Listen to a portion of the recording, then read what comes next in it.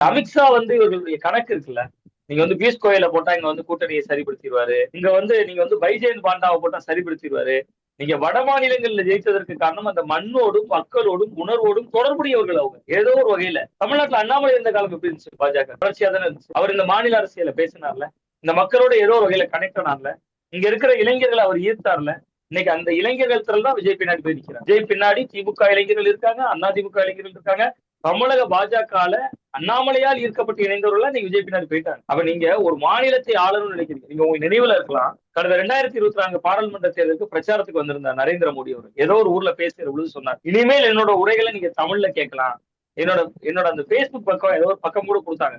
இதுல நான் எங்கெல்லாம் இங்க வந்து பேசுகிறேனோ அதெல்லாம் தமிழ் மயமா வரும். அது என்னாச்சு? அப்ப நீங்க இங்க வந்து ஒரு ஒரு ஒரு மொழியை, இங்க இருக்கக்கூடிய மனிதர்களை அந்த மொழியோடு உரையாட அண்ணா ஏன் இன்னும் நினைவு கூறணும்? அவர் சொல்றாருல, அண்ணா சொல்றாருல, பாராளுமன்றத்தின் நடுக்கூடத்துல இருந்து சொல்றாரு, தமிழ்நாடுன்னு பெயர் சூட்டிட்டோங்க. அது மட்டுமா சொல்றாரு, நான் கொண்டு வந்திருக்கிற திட்டங்களை, இந்த செயல்களை நேற்று உதயநிதி ஸ்டாலின் கூட அதை மேற்கோள் காட்டினார். நேற்று அந்த பழைய கூட்டங்கள்ல மேற்கோள் காட்டினார். என்னைக்காவது இந்த திட்டங்களோட பெயர்களை மாத்துறப்ப அண்ணான்னு ஒருத்தர் இருந்தான்னு ஒரு உணர்வு வரும்லன்னு பேசுறதுல, அப்ப அந்த உணர்வோடு மக்களை கனெக்ட் பண்றது.